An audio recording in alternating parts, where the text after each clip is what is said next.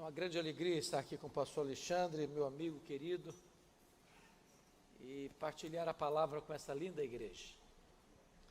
Eu quero ler com vocês o texto de 1 Samuel, capítulo 30. No primeiro culto trabalhamos 1 Samuel 17, agora vamos fazer uma análise de 1 Samuel, capítulo 30.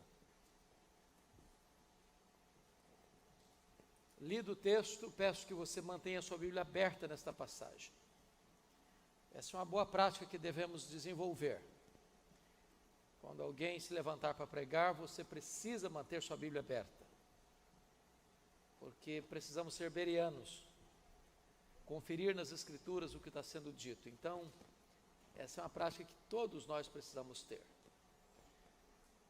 1 Samuel capítulo 30, a partir do verso 1, diz assim: Sucedeu, pois, que chegando Davi e os seus homens ao terceiro dia a Ziclague, já os amalequitas tinham dado com ímpeto contra o sul Ziclague, e a esta ferido e queimado. Tinham levado cativas as mulheres que lá se achavam, porém a ninguém mataram, nem pequenos nem grandes. Então somente os levaram consigo e foram o seu caminho. Davi e os seus homens vieram à cidade, e ei-la queimada. E suas mulheres, seus filhos e suas filhas eram levados cativos. Então Davi e o povo que se achava com ele ergueram a voz e choraram, até não terem mais forças para chorar. Também as duas mulheres de Davi foram levadas cativas, Ainoã, a jezreelita, e Abigail, a viúva de Nabal, o carmelita. Davi muito se angustiou, pois o povo falava de apedrejá-lo, porque todos estavam em amargura, cada um por causa de seus filhos e de suas filhas. Porém Davi se reanimou no Senhor seu Deus. Disse Davi a Abiatar, o sacerdote, filho de Aimeleque: Traze-me aqui a estola sacerdotal. E Abiatar a trouxe a Davi.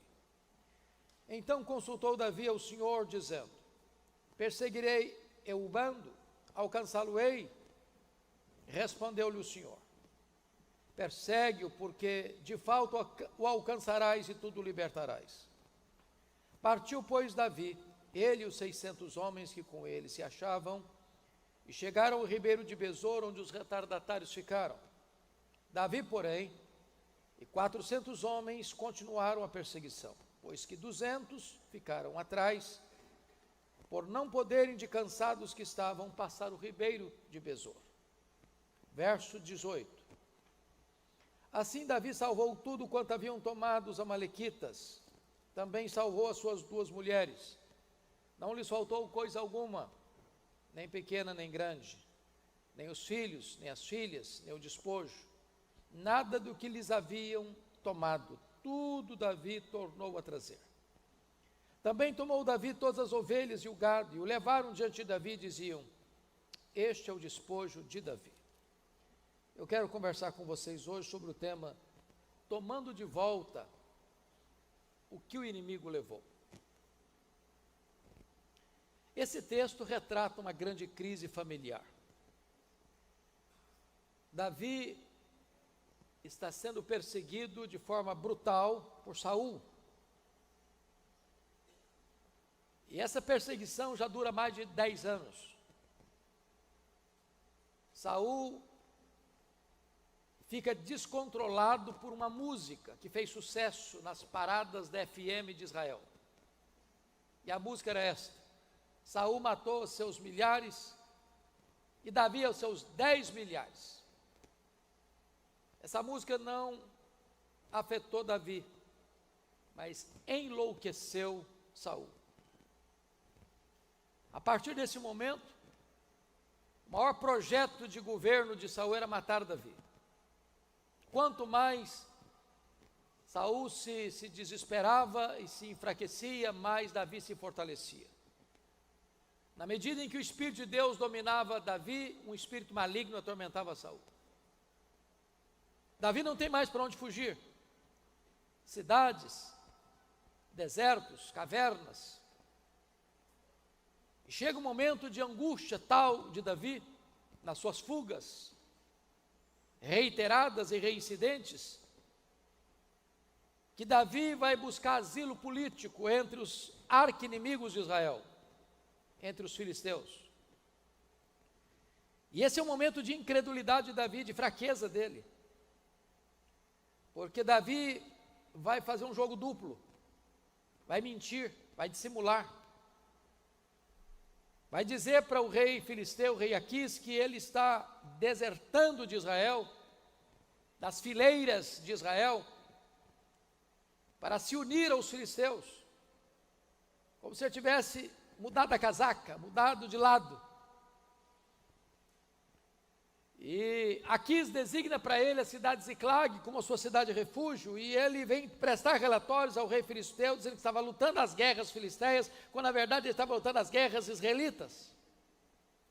Nesse tempo Davi não ora, nesse tempo Davi não levanta louvores a Deus, nesse tempo Davi está apenas mentindo. E chega uma hora de tal desespero, que o rei Aquis declara guerra contra Israel. E convoca Davi e os seus 600 homens para marcharem à frente do seu exército, para ser seu protetor. E Davi está numa sinuca de bico. Ele está numa situação que ele não tem para onde fugir. Porque se ele vai de fato acompanhando o rei filisteu para lutar contra Israel, ele está traindo o seu povo. Se ele diz para o rei filisteu, não, eu não vou, a máscara vai cair. E nesse dilema, quis a providência divina que os príncipes filisteus dissessem para o rei assim, esse homem não pode ir com a gente, ele é israelita, aliás ele é o herói nacional lá, e se ele se voltar contra nós estamos encrencados, então dispensa-o. E aqui foi um livramento de Deus na vida de Davi. E diz a Bíblia que quando Davi está voltando para a sua cidade, de Ziclag, onde estavam as famílias respectivas, as suas e as famílias dos 600 homens que com ele estavam, constatam que a cidade tinha sido atacada pelos terroristas do deserto, os amalequitas. Os amalequitas tinham queimado a cidade, ferido a cidade, saqueado a cidade, e levado cativos os filhos, as filhas, as mulheres. Quando eles viram esse cenário, diz a Escritura, que Davi e os seus homens começam a chorar, até não ter mais forças para chorar. Os aliados de Davi se rebelam contra ele e querem apedrejá-lo. Mas diz a Escritura que Davi se reanimou no Senhor seu Deus e buscou a Deus em oração, e fez uma oração muito objetiva, apenas com duas perguntas: alcançá-los-ei? Encontrarei o bando? E o Senhor disse para Davi: persegue o inimigo, Davi, porque tudo que ele tomou de você, você vai trazer de volta. E Davi vai, e Davi vence. Davi toma de volta tudo aquilo que o inimigo havia tomado. E Deus muda o placar do jogo, e Deus vira a mesa da história, Deus reverte a situação. O inimigo é derrotado e Davi sai vitorioso desse embate, dessa peleja. Esse texto, portanto, ensina-nos algumas lições que eu passo a descrever. Primeiramente, meus irmãos, esse texto retrata para nós uma batalha. E uma batalha contra a família. E eu não tenho dúvidas de que os amalequitas aqui são um retrato dessa luta espiritual que todos nós enfrentamos. Nenhum de nós aqui tem uma família perfeita. Se a sua é, nos dê o endereço que nós vamos todos para lá aprender com você. A nossa família tem luta, a nossa família tem deficiências, porque nós não somos uma pessoa perfeita, nós não viemos de uma família perfeita, nós não nos casamos com uma pessoa perfeita, nós não temos filhos perfeitos, nós não temos uma igreja perfeita, nós não estamos numa pátria perfeita, então nós temos lutas. A questão é como é que podemos descrever esse cenário. Primeiramente, eu quero dividir essa mensagem em duas partes. Primeiro vamos ver como é que é o ataque do inimigo. E segundo ponto, o que nós vamos fazer diante desse ataque. Então, como é que é o ataque deste inimigo? Primeiramente, olhe o versículo 1 comigo. Está escrito assim: os amalequitas tinham dado com ímpeto contra o sul e Ziclag. Essa expressão tinham dado com ímpeto significa que foi um ataque furioso, avassalador, destruidor. Eu não sei se vocês têm a mesma percepção que a minha, mas quando eu olho o mundo hoje, eu vejo que há um esforço deliberado, concentrado, dos poderes constituídos, da grande mídia, do teatro, da televisão, das mídias sociais, dos parlamentos, das cortes, da literatura,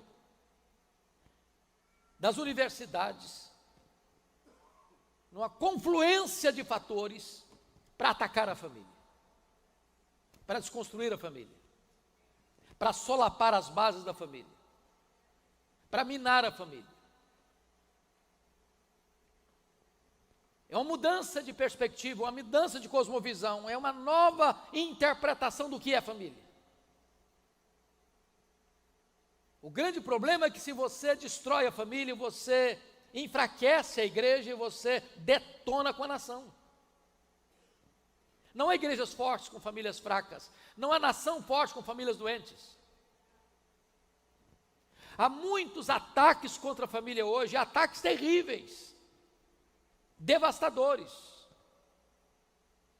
Eu estava, pastor Alexandre, lá em Vitória, no Espírito Santo, pregando num culto doméstico, e enquanto eu pregava, uma mulher chorava e chorava copiosamente, convulsivamente. Quando eu terminei de pregar, eu fui conversar com aquela mulher e perguntei: por que a senhora está chorando?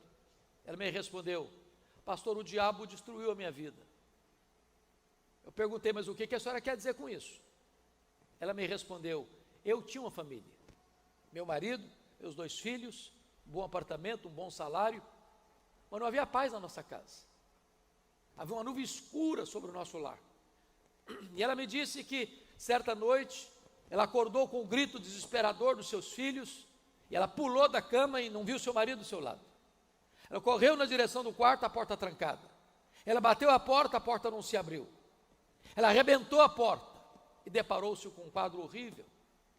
O seu marido estava apunhalando seus próprios filhos. Quando ela entrou no quarto, o marido enterrou o punhal no peito e caiu sem vida sobre os corpos ensanguentados dos seus filhos. Ela me disse: pastor, eu levei toda a minha família para o cemitério. O diabo destruiu a minha vida. Quantas pessoas profundamente esmagadas debaixo deste ataque implacável do inimigo. Fiquei muito feliz, porque há 3 anos eu estava em Vitória, distribuindo um livreto que nós produzimos em Luz para o Caminho, chamado Cada Dia, de casa em casa. E eu estou distribuindo o folheto, de repente uma senhora, aí de uns 100 metros, começa a gritar meu nome. Eu olhei, não reconheci, e ela correndo na minha direção. E ela me perguntou uma coisa que não se deve perguntar a um pastor. Ela perguntou assim: o senhor está lembrado de mim? E eu disse: não, a senhora me perdoe, mas eu não estou lembrado da senhora. Ela me disse assim: eu sou aquela mulher que contou aquela história para o senhor. Pastor, ela me disse: Jesus mudou a minha vida, Jesus transformou meu coração. Eu sou uma mulher salva, sou uma mulher perdoada, sou uma mulher feliz. Jesus mudou a minha história. Mas aquela mulher tinha sido alvo de um ataque implacável do inimigo. Agora vejam vocês no verso 1 ainda, que diz o texto que os amalequitas queimaram e feriram uma cidade. Você queima estruturas físicas e você fere pessoas. Aqui é um prejuízo financeiro e aqui é um prejuízo de relacionamentos. Meus irmãos, tem muita gente ferida ainda hoje, feridas na alma, feridas na honra, feridas nas emoções, feridas fisicamente. Há muitas pessoas que estão sorrindo, mas quando botam a cabeça no travesseiro, carregam a alma ferida, machucada, doente. É um abuso sofrido na infância, que nunca foi superado. É uma situação adversa que nunca foi resolvida. É uma mágoa que pulsa na alma, que nunca foi perdoada. Eu estava pregando em São Paulo há poucos anos, e uma mulher me procura e disse assim: o senhor está vendo essa cicatriz na palma da minha mão, pastor? Eu falei: estou vendo. Ela me disse: eu fui esfaqueada pela minha mãe quando eu tinha 10 anos. Ela me disse: eu odiei minha mãe 50 anos. Eu nunca perdoei minha mãe. Eu enterrei a minha mãe, mas não a perdoei. Aquela mulher com 60 anos está com um semblante triste, ferida na alma, ferida pela mágoa, pela falta de perdão. Pregava num congresso de médicos lá em Patrocínio, Minas Gerais, e uma enfermeira muito sorridente acolhia aqueles congressistas, e eu tinha sido chamado para ser preletor, e depois da minha primeira palestra, aquela enfermeira me procura e me pergunta assim: você está vendo esse sorriso bonito que eu tenho? Eu disse: é claro, é impossível não ver. Ela me disse: pois esse sorriso é uma mentira, é uma farsa. Por trás desse sorriso eu carrego uma alma ferida e doente. Um dia um homem chega para mim lá em Vitória e diz: pastor, o senhor não conhece a minha mãe. Eu sou o filho mais velho. Minha mãe já tem 80 anos. Eu nunca vi a minha mãe feliz. Ela tem uma tristeza crônica. Já levamos em médico, em psicólogo, em psiquiatra. Já fez todo tipo de exame que o senhor possa imaginar. Nunca ninguém diagnosticou a tristeza crônica da minha mãe. O senhor podia ir lá na nossa casa orar por ela. Eu disse: eu vou sim. Quando eu chego naquela casa, aquela mulher estava sentada num sofá, com um semblante distante, um semblante triste, um olhar distante. E por providência de Deus, eu começo a conversar com ela, e ela toma uma decisão. Diz para sua família: eu quero ficar sozinha com o pastor. Quando eu fiquei só com aquela mulher, ela me olhou nos olhos e me disse assim: pastor Hernandes, eu sofro há 60 anos. E eu perguntei: o que houve? Ela me disse: eu traí meu noivo. Ele nunca ficou sabendo. Estive casada com ele muitos anos. Ele nunca ficou sabendo. Sou viúva há muitos anos. Mas aquele pecado está tão vivo na minha memória como se eu tivesse cometido hoje de manhã. Ela me disse: pastor, eu não tenho paz. Eu vivo atormentada pelo chicote da culpa. Eu vivo completamente machucada emocionalmente. Eu confesso para vocês que eu chorei naquele dia com aquela mulher, por ver que o diabo tinha mantido aquela mulher 60 anos numa prisão emocional, numa masmorra emocional. E eu falei para ela da graça de Jesus. Eu falei para ela do sangue do Cordeiro. Eu falei para ela do perdão que estava disponível para ela naquele dia. E naquele dia aquela mulher se rendeu a Cristo. Um sorriso brotou nos seus lábios. Eu tive o privilégio de discipulá-la, de batizá-la e de acompanhá-la mais 10 anos até o Senhor Jesus a levar para a glória. Mas aquela mulher estava 60 anos ferida, machucada. Há muitas pessoas ainda hoje feridas pelo ataque do inimigo. Mas notem comigo nos versos 2 e 3, que o principal alvo do inimigo, meus irmãos, é atingir a família. Os amalequitas levaram cativos as mulheres, os filhos e as filhas. Ora, como é que uma família pode estar bem se tem alguém prisioneiro na família? Como é que a esposa está bem se sabe que o marido está nas mãos do inimigo? Como é que o marido está bem sabendo que a sua mulher está nas mãos do inimigo? Como é que um pai e uma mãe podem estar bem sabendo que seus filhos estão prisioneiros nas mãos do inimigo? São muitas prisões, são muitas algemas. São as drogas, é o álcool, é o tabagismo, é a pornografia, é a promiscuidade, é a violência, é o secularismo, são as ideologias perniciosas que estão aí rondando e fabricando e formatando a mente das nossas crianças, dos nossos adolescentes, dos nossos jovens. Pessoas prisioneiras. Eu nunca me esqueço o dia que um rapaz da igreja, que era um dos líderes de louvor, me procurou e disse: pastor, eu vim comunicar ao senhor que eu estou indo embora de casa. Estou deixando a minha mulher, minhas 2 filhas, deixando a igreja, deixando meu ministério. E eu vou viver uma aventura. Eu conheci outra mulher. Estou apaixonado por ela e quero viver essa experiência. Irmãos, eu usei todos os argumentos que eu podia usar. Nada resolveu, nada. Esse homem deixou a sua família, foi morar com essa mulher. Essa mulher estava fortemente envolvida com feitiçaria. Às vezes eu ia visitá-lo e via despachos aos demônios dentro da sua sala. Eu o exortava, não adiantava nada. Para vocês terem uma ideia, o senhor chegou a ponto de ir para cemitério à meia-noite fazer despacho para os demônios. Nada resolvia, tudo que eu falava para ele caía em ouvidos surdos. Um dia eu contei para ele uma história que eu aprendi lá na África do Sul. Fui visitar a missão Quacisaban, essa é a cultura dos Zulus, e a prática dos Zulus é a seguinte: quando um rapaz começa a namorar com uma moça, ele dá um lenço branco para essa moça. Enquanto o namoro durar, a moça fica com o lenço branco. Se o namoro terminar, a moça tem que devolver o lenço branco para o rapaz. Se ela não devolve, ela está dizendo tacitamente para ele que quer ser possuída por ele, quer se entregar a ele. E nós estávamos lá quando um ex-namorado abusa de uma menina, de uma moça. A família levou o caso às autoridades. E a primeira pergunta que fizeram para a moça foi esta: você devolveu o lenço branco para ele? Ela disse não. Disseram então: não podemos fazer nada, essa é a nossa cultura. Então eu disse para aquele homem: você precisa devolver o lenço branco. Passaram-se 3 semanas, o telefone tocou no meu gabinete, eu atendi, era ele. Ele disse: pastor, corre aqui para minha casa que eu quero devolver o lenço branco. Fui para lá. Eu confesso, pastor Alexandre, que eu nunca vi uma cena daquela. Me assentei na frente dele e esse homem começa a tremer dos pés à cabeça. A roupa dele ficou ensopada de tal forma que ele suava e transpirava. Eu sabia do nível da batalha espiritual que eu estava enfrentando. E eu perguntei: você está pronto a devolver o lenço branco? Ele disse: pastor, eu preciso.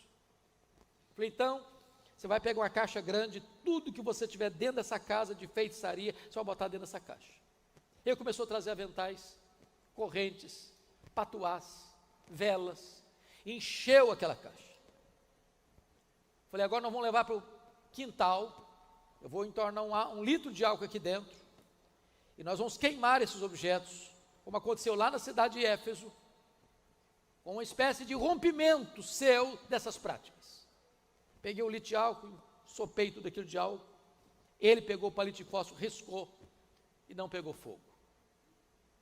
Riscou o segundo palito de fósforo, não pegou fogo. E ele deu uma gargalhada cavernosa e disse: não vai pegar fogo. E eu disse: vai pegar fogo em nome de Jesus, porque agora quem vai riscar o palito de fósforo sou eu. Quando eu risquei o palito de fósforo, o fogo pulou naquela caixa e ele deu um grito desesperador e caiu desacordado aos meus pés.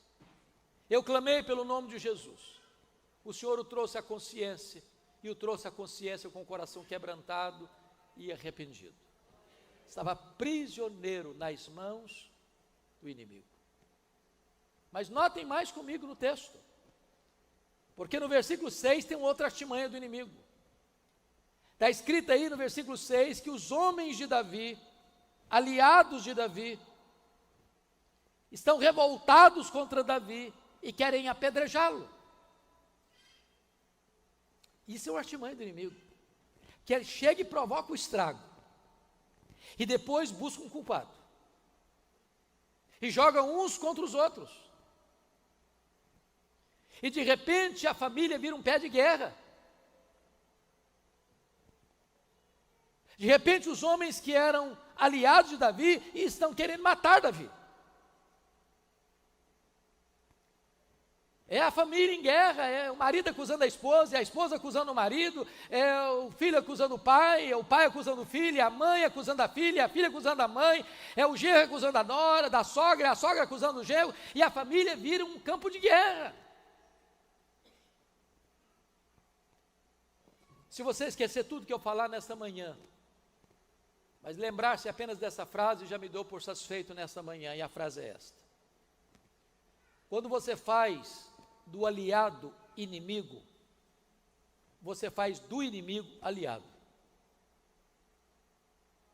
A nossa luta não é contra carne e sangue, a nossa luta é contra principados e potestades, contra dominadores deste mundo tenebroso, contra forças espirituais do mal nas regiões celestes. Nós não podemos lutar com armas carnais, precisamos de armas espirituais, poderosas em Deus, para destruir fortalezas e anular sofismas. Seu problema não é seu pai, seu problema não é sua mãe, seu problema não é sua mulher, seu problema não é seu marido, seu problema não é sua sogra, seu problema não é seu cunhado, seu problema é espiritual. Mas é uma outra artimanha do inimigo. Nós não lemos esse versículo, vamos ler agora, por gentileza, olha aí o versículo 16. Está escrito o seguinte: eis que os amalequitas estavam espalhados sobre toda a região, comendo, bebendo e fazendo festa, por todo aquele grande despojo que tomaram da terra dos filisteus e da terra de Judá.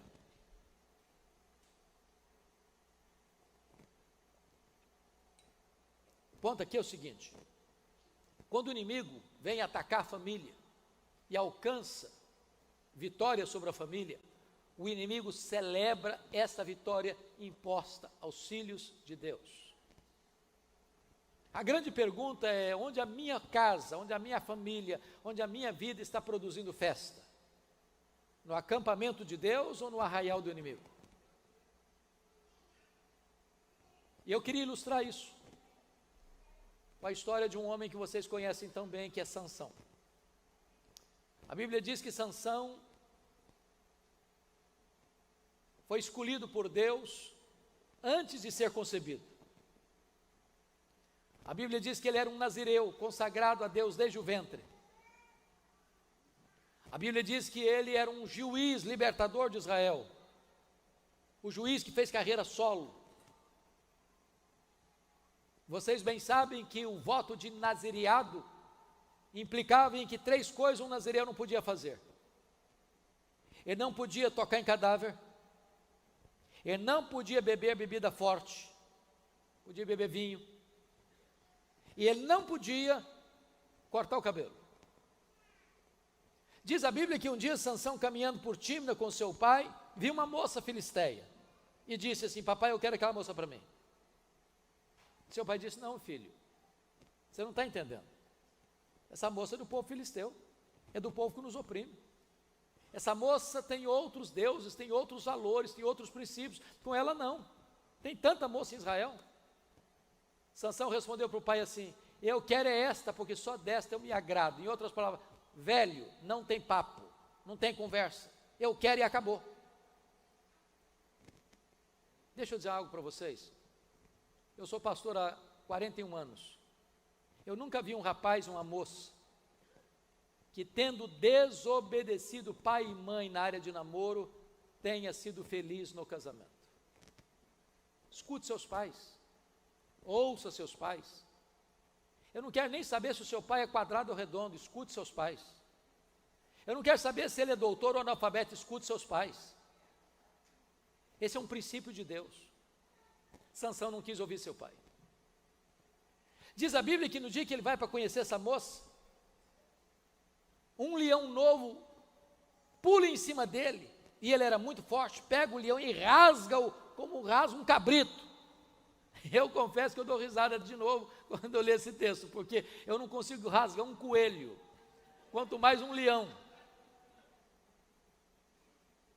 No dia do casamento, eu imagino, vestido de fraque,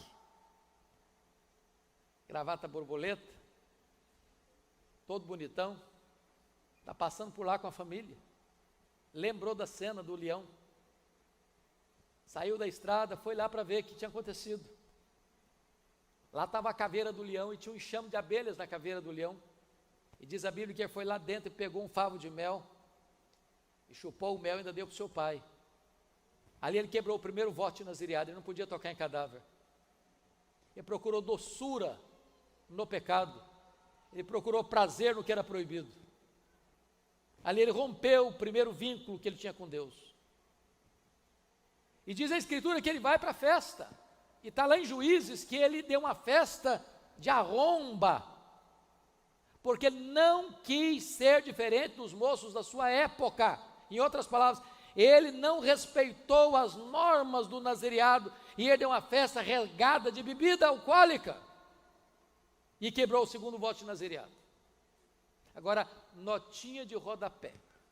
Eu não sei como é que está aqui na América, pastor, mas eu tenho rodado o Brasil, já preguei em todos os estados do nosso país, nas mais diversas denominações do nosso país, o Brasil.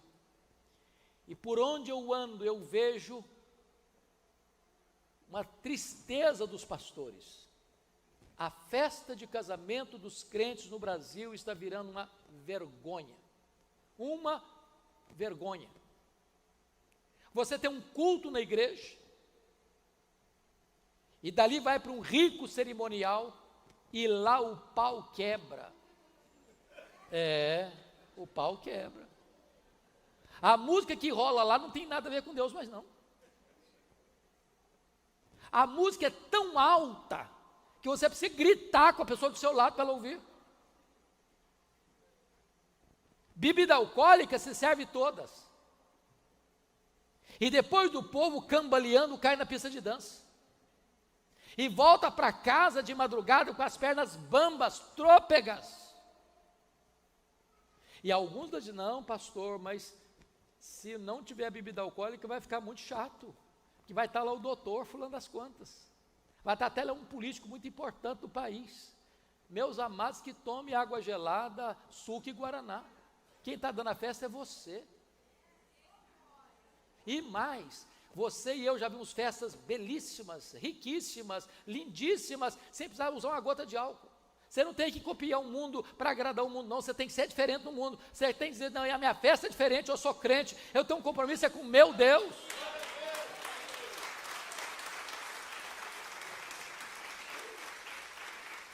Diz a Escritura que o Sansão no casamento propõe um enigma lá, e ele é pego assim pela sutileza dos filisteus, e ele tem que sair da festa do casamento para matar 30 homens. Tem graça nisso? Quando ele termina essa matança, ele não volta para a festa não, ele vai para casa. Aí um dia sentiu saudade da jovem esposa, que nem tinha tido lua de mel ainda, que o casamento dele ia para o livro dos Guinness, não teve lua de mel. Quando ele voltou, o sogrão dele tinha dado a mulher dele para outro homem. Ele ficou muito irritado e incendiou a campina dos filisteus. Os filisteus revoltados disseram para o seu povo assim, ou você nos entrega esse cara, ou nós vamos arrebentar com vocês. Foram para Sansão, Sansão se deixou amarrar pelos seus correligionários, pelo seu povo, e quando os filisteus chegaram, ele rompeu todas as amarras, pegou uma queixada de jumento e matou 1000 filisteus. Dali ele desceu para Gaza e diz a Bíblia que ele, que era um homem cheio do Espírito Santo, deitou com uma prostituta. Um abismo chama outro abismo. E ele sai de Gaza com as portas da cidade nas costas e com o pecado da cidade no coração, e vai deitar no colo de outra mulher filisteia, a Dalila, que vai fazer jogo com ele e ele com ela, e ele fica prisioneiro desse jogo. E chega um momento que houve uma impaciência de matar no seu coração, ele abriu o coração para ela e falou, olha, eu sou nazireu, meu cabelo não pode ser cortado, cortaram o cabelo dele, e ele achou que ainda ia escapar e não conseguiu escapar, agora ele está fraco, o Espírito de Deus tinha se retirado dele, ele que significa luz, ficou nas trevas, ficou cego. Ele que era um libertador do seu povo, agora está cativo. Ele que era um homem que devia trazer glória para o nome de Deus, é levado a um templo pagão, e eles dão glória ao Deus pagão, está produzindo festa no território do inimigo, e não no acampamento de Deus. Onde a sua vida está produzindo festa? No acampamento de Deus, ou no arraial do inimigo? Bom, esse é o primeiro ponto. Se eu parasse aqui, seria desesperador para nós. A grande pergunta é, o que é que eu vou fazer quando eu percebo que o inimigo está cirandando com a minha família?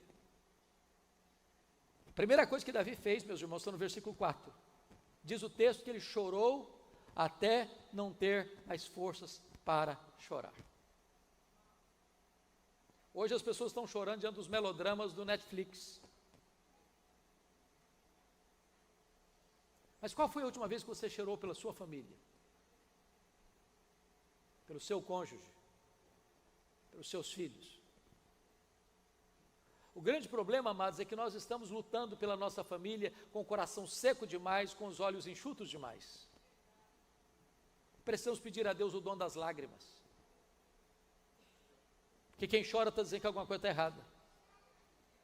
Quem chora está dizendo que não pode se conformar com o caos. Davi não chorou escondido num quarto trancado, não, chorou em público para todo mundo ver. Alguns de vocês certamente já ouviram falar do pastor Tim Cymbala, pastor batista aqui nos Estados Unidos, no Brooklyn, Nova York. Uma igreja brilhante, maravilhosa, crescente, um ministério de música conhecido na América toda.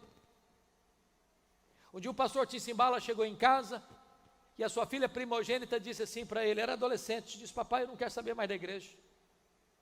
Eu quero ir embora de casa, quero curtir a vida, quero saber o que está pulsando do outro lado do muro. O pastor Cymbala pediu para ela ficar, chorou, insistiu, nada adiantou. A menina adolescente botou uma mochila nas costas e saiu de casa.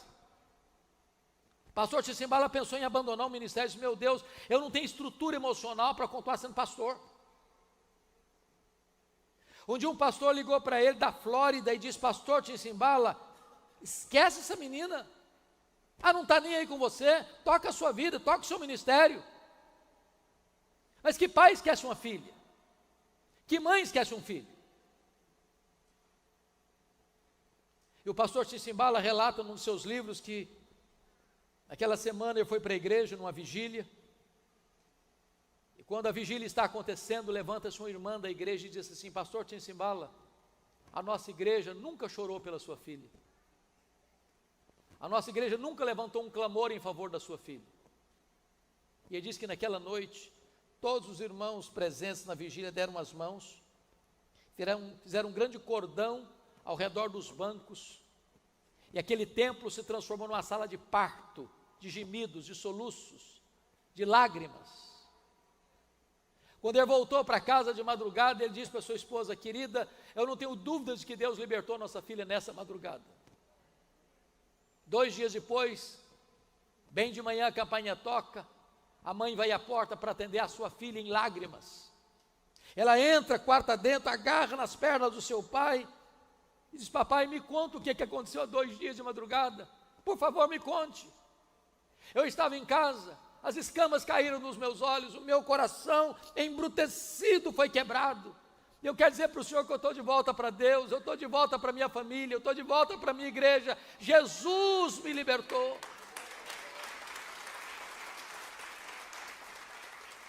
Eu quero dizer para você, pai, para você, mãe, não desista de seus filhos, não abra mão de seus filhos.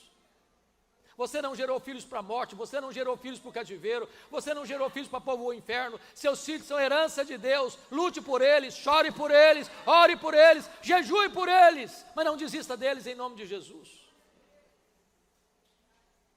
Mas Davi fez uma segunda coisa, irmãos, olha comigo o versículo 6, está escrito aí, porém, Davi se reanimou no Senhor, seu Deus. Veja que o texto começa aí com a conjunção adversativa, porém. Por que Davi se reanimou? Porque ele era forte? Porque tinha muitos aliados? Porque o inimigo era fraco? Porque o problema era pequeno? Porque tinha uma estratégia? Não. A situação é desesperadora. Eu me coloco no lugar de Davi e fico imaginando que eu fosse pastor de uma igreja de 600 membros, e não tem nenhum membro do lado do pastor. Os 100 membros querem matar o pastor. Mas está escrito, porém, Davi se reanimou no Senhor, seu Deus. Em outras palavras, se Deus está do seu lado, não há problema tão grande que você não possa resolver. Se Deus está com você, você é a maioria absoluta. Com Deus não tem causa perdida, com Deus não tem problema insolúvel, com Deus não tem casamento irrecuperável, com Deus não tem família sem solução. Para Deus tudo é possível. Reanime-se no Senhor seu Deus. Não jogue a toalha, não entregue os pontos, não desista da sua família. Mas você pode pensar, Davi se reanimou como? Com bravatas? Com querelas? Com disputas? Com discussões acaloradas? Não. O texto diz que Davi se reanimou no Senhor seu Deus e começou a orar.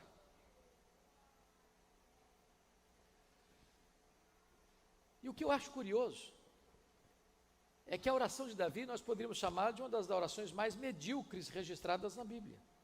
São duas perguntas. E quais foram as perguntas que ele fez? Confira aí comigo, por gentileza. A pergunta que ele faz é essa: perseguirei o bando? Alcançá-lo-ei? Se fosse hoje, a gente, ó Deus, perseguirei o bando? Alcançá-lo-ei? Em nome de Jesus, amém.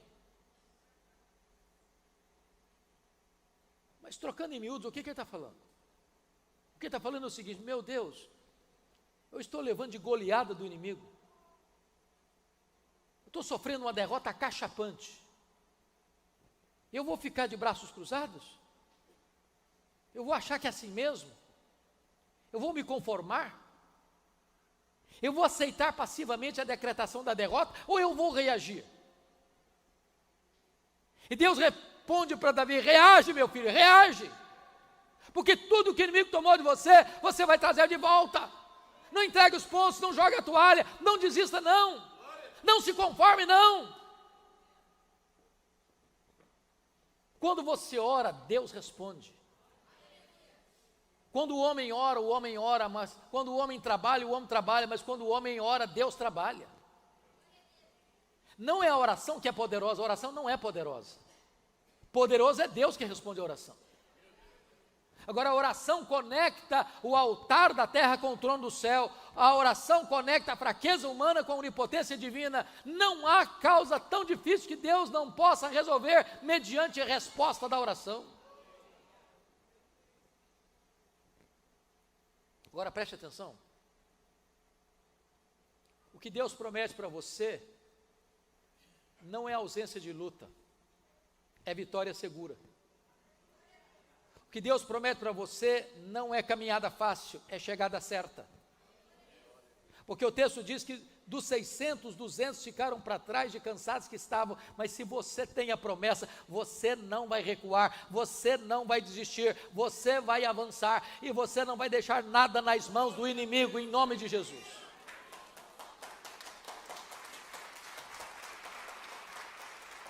Diz o texto, amados, que Davi foi, que Davi lutou, que Davi venceu, que Davi tomou de volta os rebanhos, os despojos, as coisas grandes, as coisas pequenas, os filhos, as filhas, as mulheres, tudo Davi tornou a trazer.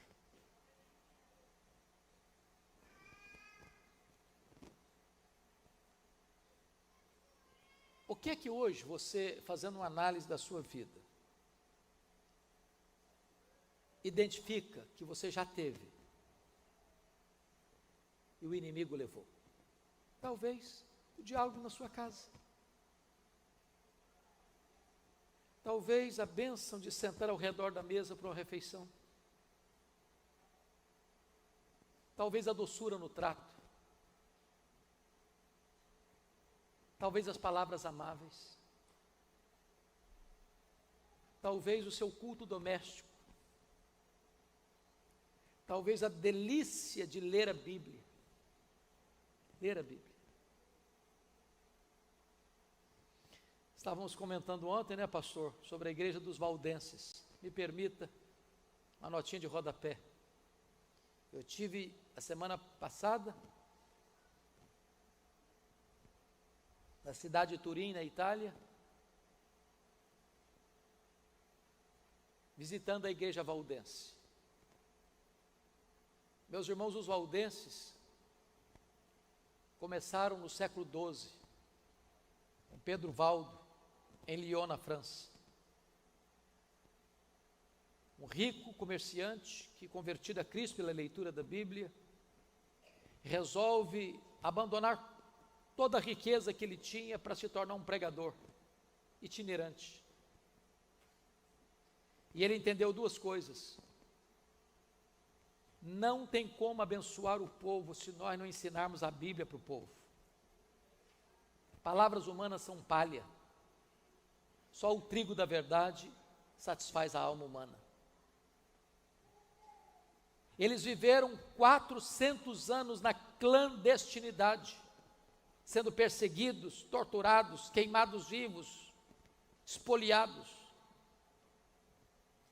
Isso é antes da imprensa, porque isso começa em 1173. A imprensa só é inventada em 1450. Ter uma cópia da Bíblia, para vocês terem uma ideia, custava 1 ano de trabalho para comprar uma cópia da Bíblia. A igreja romana, na época, considerou esta igreja valdense herética e começa a perseguir e a matar os valdenses, queimando as suas cópias das Bíblias. Então eles instruíam os seus jovens que saíam para pregar na clandestinidade para memorizar a Bíblia. Às vezes queimava todas as cópias, mas eles tinham todo o conteúdo de cabeça, de cor, e conseguiam escrever tudo de novo. E hoje você tem Bíblia no seu celular, e hoje você tem diversos tipos de Bíblia, e você tem Bíblias de estudo, você tem Bíblia para criança, Bíblia para jovem, Bíblia para casais, Bíblia para idosos, Bíblia para empresário, Bíblia para empregado, Bíblia para todo jeito.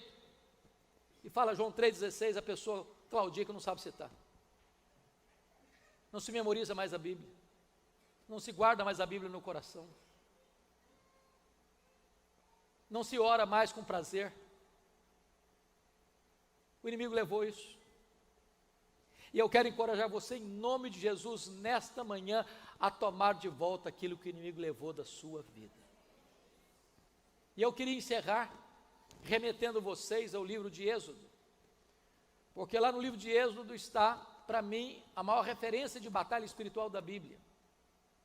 O Egito é um símbolo do mundo, o Faraó é um símbolo do diabo, a escravidão é um símbolo do pecado, o Êxodo é um símbolo da redenção, Moisés é um símbolo de Cristo. Quando Moisés estava tirando o povo de Israel do Egito, Faraó tentou impedi-lo, oferecendo-lhe 4 propostas. Primeira proposta, Êxodo 8, 25. Não precisa ir embora não, levanta altar no Egito mesmo. Você quer ser crente? Tem problema não, pode ir para a igreja, TDM, tem problema não. Não precisa mudar de vida, para quê? Continua vivendo a vida que você está, sempre teve. Você está na igreja, domingo está na igreja, está tudo bem. Isso é proposta do diabo. O projeto de Deus para você é ser uma nova criatura, é ter novos valores, ter novos princípios, ter uma nova mente, um novo coração, uma nova vida, uma nova família, uma nova pátria, uma nova herança.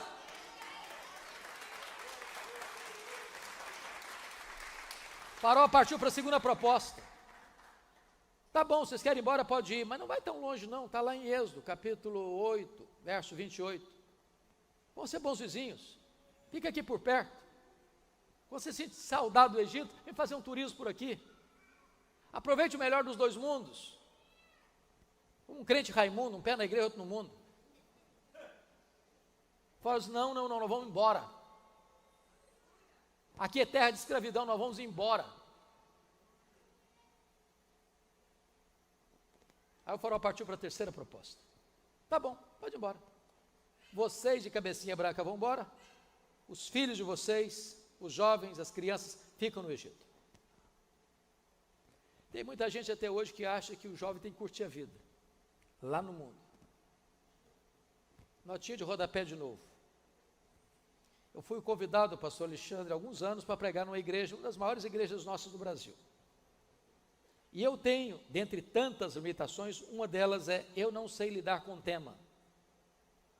Se você me convidar para pregar e falar, você vai tratar de tal assunto, eu me encrenco.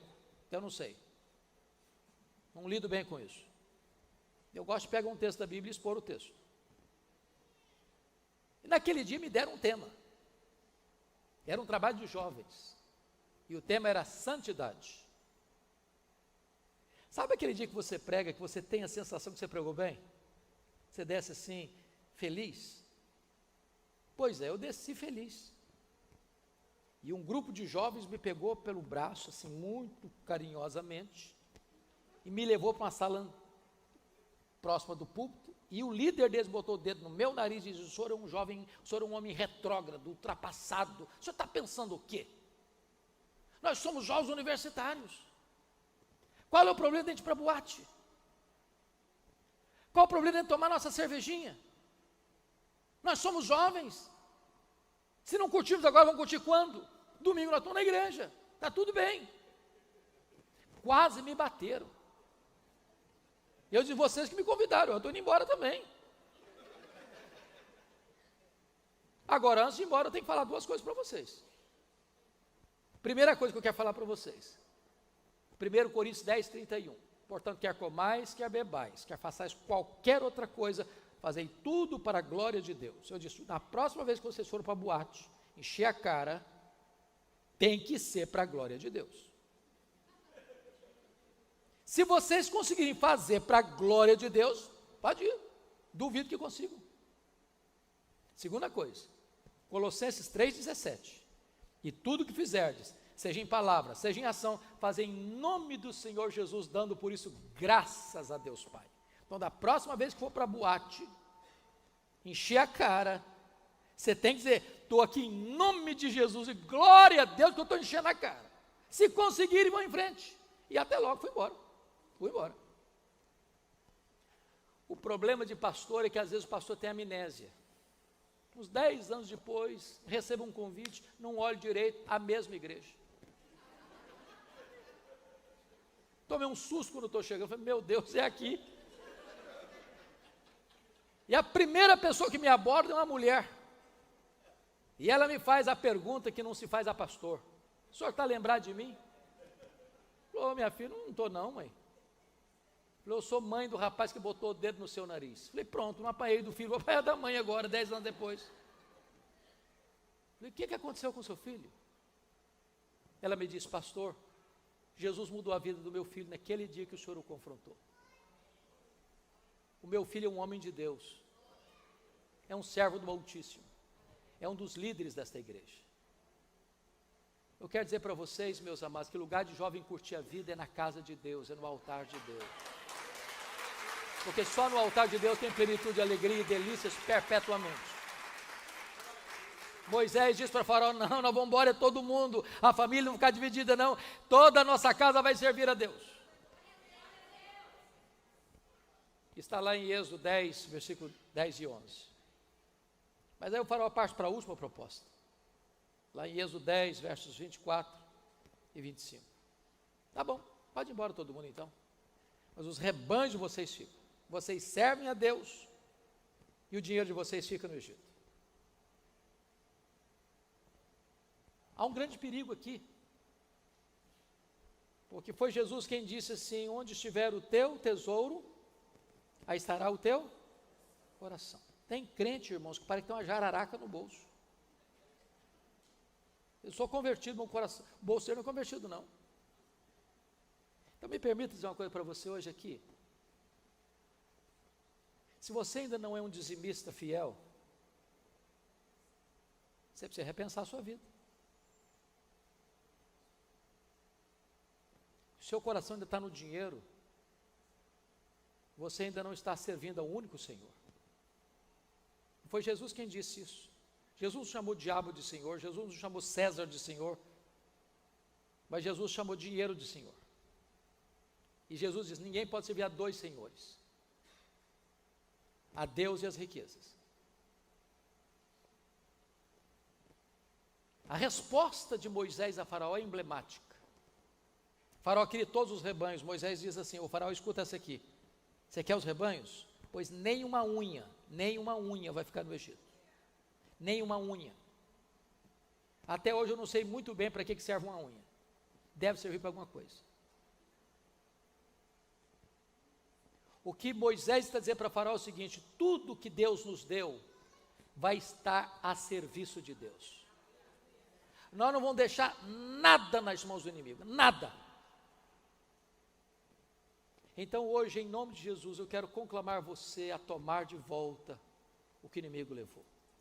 E colocar nas mãos de Deus e no altar de Deus, consagrando a Deus tudo aquilo que Deus lhe deu. Com a permissão do nosso pastor, eu quero convidar você para orar comigo hoje. Como disse no começo, nenhum de nós tem uma família perfeita. Todos nós temos telhado de vidro. Todos nós. E todos nós precisamos da graça de Deus na nossa casa, na nossa família. Se você quer orar comigo hoje sobre a sua casa, sobre a sua família, pela sua família, eu quero convidar você para levantar do seu lugar, vir aqui à frente, nós vamos orar juntos aqui no altar. Se você tem uma causa a apresentar a Deus, da sua casa, da sua família, vem aqui, nós vamos orar.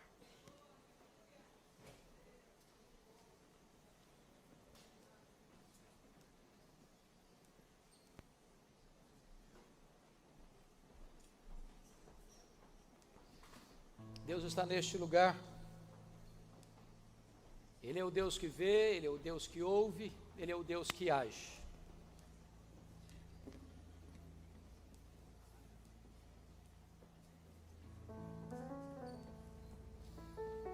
Se você está perto da sua esposa ou do seu marido, abrace seu marido, abrace sua esposa. Se você está perto do seu pai, da sua mãe, abrace seu pai e sua mãe, por gentileza. Se você está perto do seu irmão, da sua irmã, fica pertinho aí, se abrace aí, vamos orar juntos. Deus está aqui e Ele é poderoso para fazer um milagre na nossa vida também. Nos dá um novo direcionamento, uma nova resposta. Talvez hoje você esteja num beco sem saída, você não está vendo uma solução. Mas Deus está aqui hoje para abrir um caminho para você, trazer resposta para a sua vida.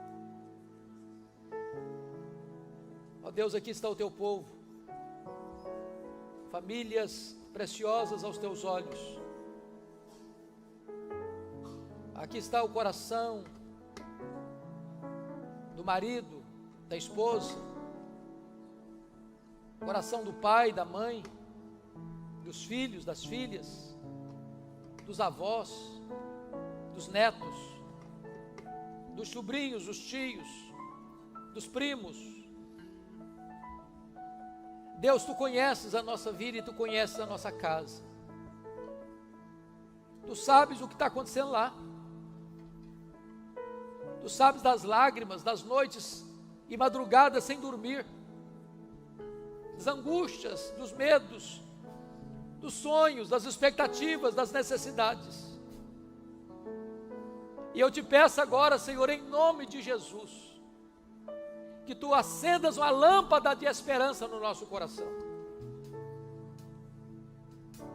Aqueles que já jogaram a toalha, que já desistiram, Senhor, renova o ânimo, que eles possam reagir no Senhor.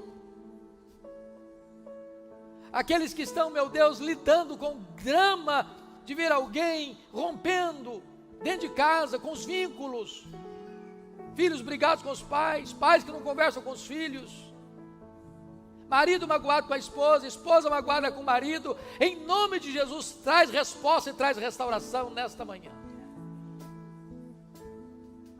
Aqueles, meu Deus, que estão aqui com o coração pesado pela solidão, pela angústia, pelo tempo que passa, sem ouvir uma resposta objetiva e clara da Tua parte, ó Senhor, que nesta manhã Tu abras os céus e traga a resposta clara para cada um de nós. A nossa família é Tua, Senhor. Ela não é perfeita, mas ela é Tua. E nós a consagramos a Ti. E nós te pedimos que nesta manhã, ao voltarmos para casa, voltemos com a certeza da Tua resposta, com certeza da vitória,